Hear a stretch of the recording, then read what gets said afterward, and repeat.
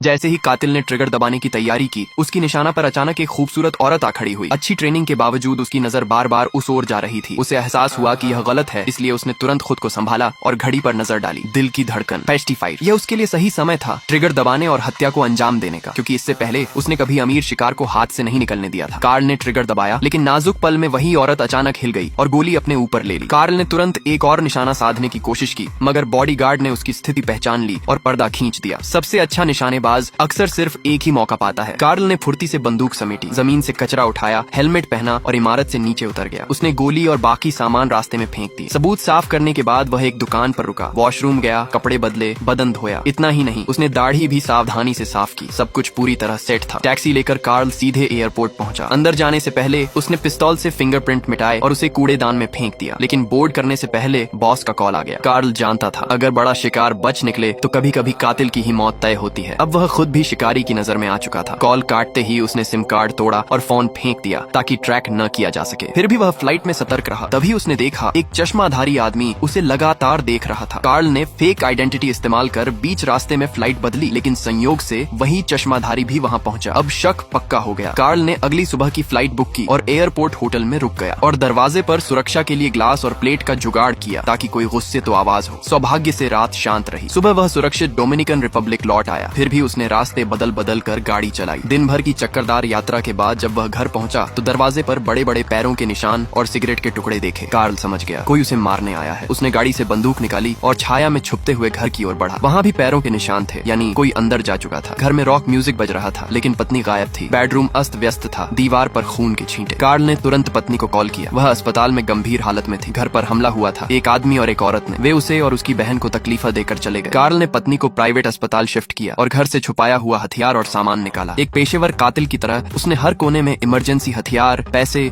और सामान छुपा रखे थे। अब उन सबको निकालने और जवाब देने का समय था। खेल अब शुरू हो चुका था।